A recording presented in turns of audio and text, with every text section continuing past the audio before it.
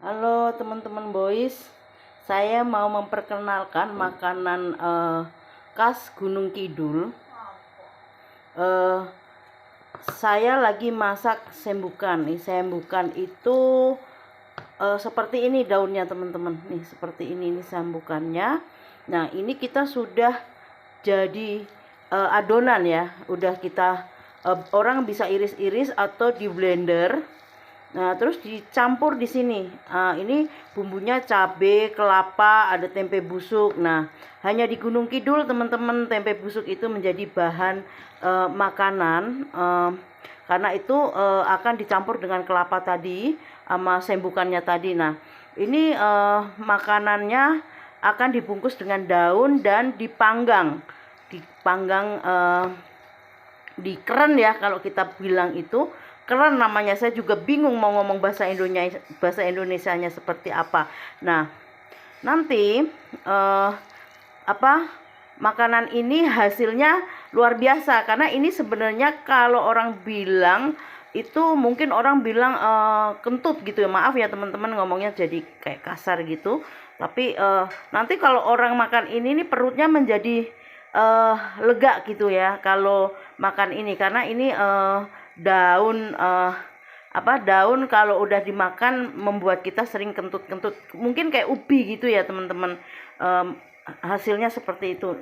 Nah setelah nanti saya bungkus di daun itu akan saya panggang sembukannya ya, dibungkus seperti ini nih teman-teman. Nah setelah itu baru kita panggang ya di wingko ya, namanya wingko nih teman-teman, bukan wingko babat loh teman-teman. Nih seperti ini nih teman-teman. Kalau sudah dipanggang kayak gini nih, yang saya bilang kreweng itu ini nih teman-teman. Wingko tadi yang dibilang wingko atau kreweng ya, ini yang buat bakar ini. Jadi tradisional ya caranya teman-teman, tidak pakai panggangan ya. Namanya masakan kampung Gunung Kidul di tempat saya dilahirkan ya. Dulu saya biasa makan ini teman-teman. Luar biasa, makan ini aja udah seneng banget. Nah saya akan cerita teman-teman kenapa sih sampai ada daun sambukan itu dimakan ya. Karena memang bahan ini tumbuh liar di hutan-hutan kayak gitu ya. Ini hanya orang Gunung Kidul ya saya rasa yang memang mengenal makanan ini dan menjadi legenda ya. Karena memang Gunung Kidul itu zaman dulu itu memang sangat sulit untuk mendapatkan makanan ya. Apalagi di musim kemarau teman-teman. Itu nggak akan ada sayuran. Karena apa? Cabai kita beli di pasar itu sore nyampe rumah kita udah kering. Rumah kami itu udah kering. Karena apa? Memang saking panasnya.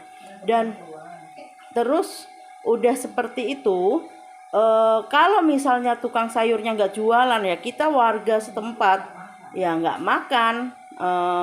Karena apa? Nggak akan ada sayuran, nggak ada makanan. Nah itu kita makannya cuman ini sembukan. Ada tempe kan yang tadi saya bilang dibusukin. Nah itu kalau nggak dibuat sembukan kayak gini akan dibuat namanya dengan sambal kelapa muda. Nah itu karena makannya yang bisa awet, bisa tahan dengan suhu yang ada di Gunung Kidul, di kampung kami khususnya ya. Karena apa? Karena makanan ini yang bisa berhari-hari, bisa diangetin. Kalau kayak ini bisa dipanggang lagi untuk lauk lagi. Nah itu akan menjadi makanan bukan makanan, lauk pokok kayak gitu, lauk pokok yang ada di kampung kami waktu itu ya. Saya sambil bolak-balik ya teman-teman, sambil ambil iniin makanannya. Ini dibolak-balik seperti ini teman-teman, dibolak-balik biar garingnya merata. Agak susah nih teman-teman saya. Nah seperti ini nih teman-teman ya.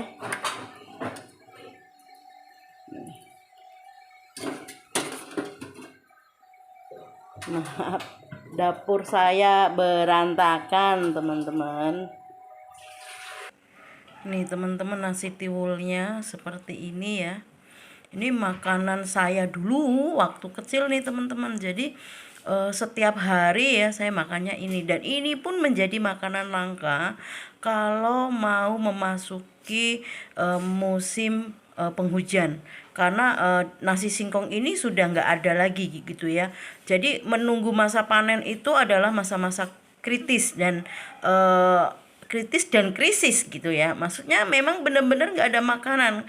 Zaman itu saking keluarga kami nggak mampu beli nasi goge ini, ya udah digogein, nanti kalau kering kan bisa langsung dimasak biar nggak cepat rusak, karena tepung itu kalau jadi tepung itu nanti akan berkutu ya, akan hancur itu singkongnya dan rasanya akan menjadi pahit.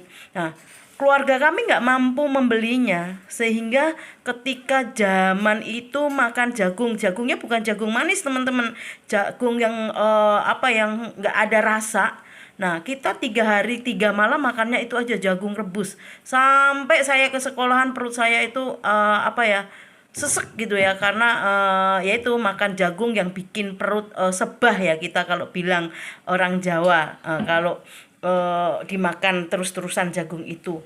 Nah, ini yang menjadi makanan, menjadi pengganti nasi kalau tidak ada beras, dan kita memang selalu nggak ada nasi temen, nggak ada nasi putih, karena memang makannya ini makannya tiwul ini.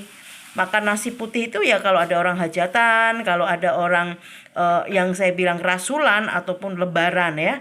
Nah, selain nasi tiwul akan ada juga namanya sego jagung teman-teman. Saya rasa kalau teman-teman tahu lah ya sego jagung itu apa. Ini sego jagungnya teman-teman. Jadi sego jagungnya ini juga menjadi makanan kami juga. Cuman zaman dulu itu tidak ada yang namanya untuk bisa bikin tepung jagung ya. Jadi mesti di apa sih namanya, kalau tempat kita itu ditutu ya. Maksudnya pakai tenaga yang pakai lumpang itu teman-teman, dan itu butuh waktu yang sangat lama.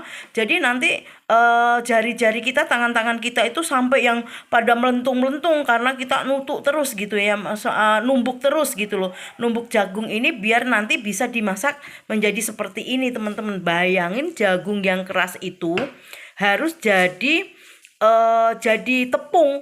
Nah, ini akhirnya nanti dimasaknya menjadi seperti ini. Nah, itu dulu kita harus numbuk, dan kita butuh waktu yang lumayan lama kalau mau bikin nasi jagung. Makanya nasi tiwul menjadi pilihan utama karena pengerjaannya lebih cepat. Kayak gitu teman-teman. Kita buka sembukannya ya teman-teman. Seperti apa hasilnya. Nah, nih kita buka ya teman-teman.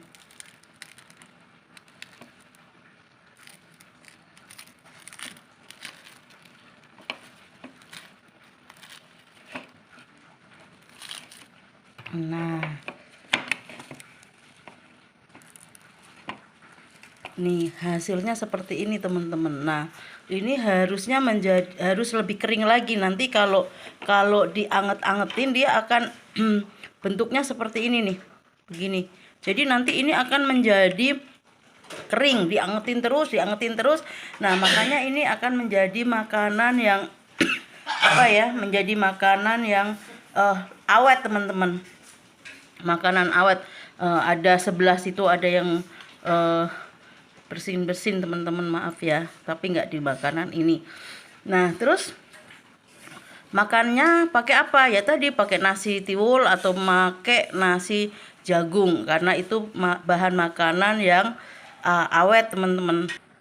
Sembukan ini nih teman-teman ya, daunnya kan berbentuk daun ya, itu yang tahan di musim kemarau, dia tetap akan bertumbuh. Jadi makanya orang zaman dulu itu akan ke hutan mencari sembukan ini, daun sembukan ini, terus dijadikan lauk. Karena memang kalau sudah musim kemarau itu yang memang benar-benar kering, di sini tuh nggak ada. Jangankan sayuran, air aja kita nggak punya kayak gitu loh. Air bersih untuk kita minum, untuk boro-boro untuk mandi dan nyuci baju, untuk minum aja teman-teman itu nggak ada. Makanya kalau saya kisahkan ini, kisah kita ya, kisah kami dulu di Gunung Kidul, untuk mendapatkan air bersih itu kita mesti gali di kali, bikin kayak belik gitu ya teman-teman, kayak ketika ada airnya keluar, kalau kita udah gali mungkin semeter 2 meter. Nah, itu akan menjadi air bersih kita untuk kita mandi ya, kita ambil untuk mandi. Nah, untuk air bersih kita untuk minum ngambil dari kali, dari sungai.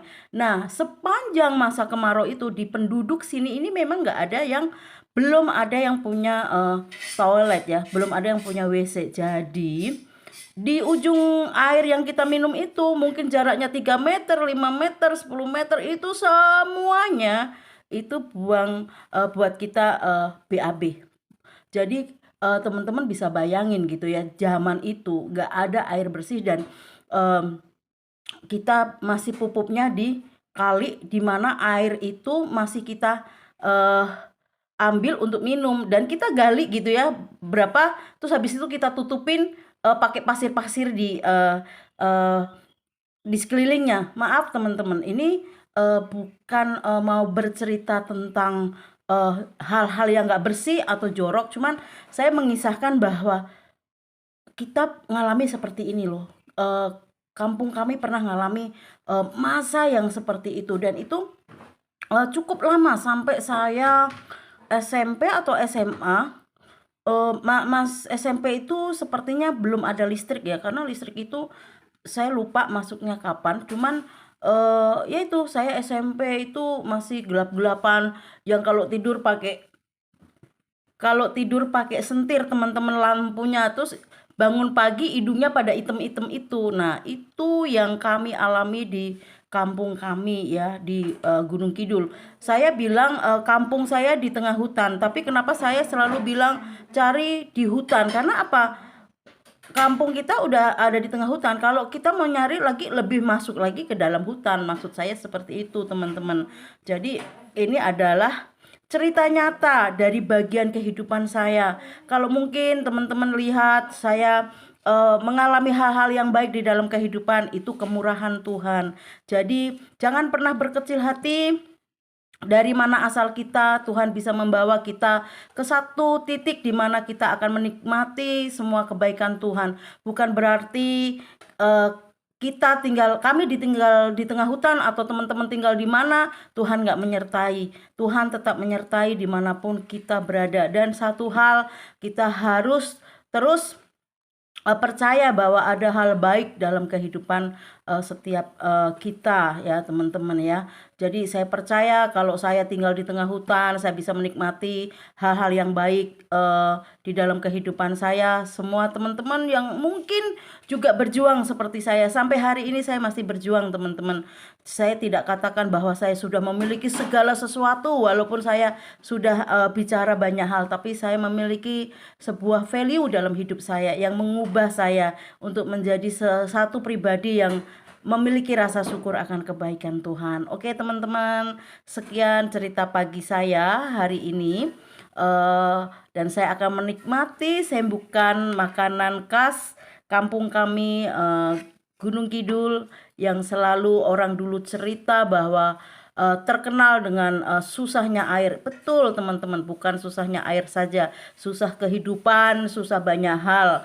Karena untuk mencari air minum aja kita berjuang, apalagi untuk kita mencari kehidupan yang lebih baik. Oke, sampai bertemu di video saya berikutnya ya teman-teman. Saya mau menikmati sego jagung sama sembukan. Oke, terima kasih yang sudah menonton video saya. Sampai bertemu di video saya berikutnya. Bye-bye.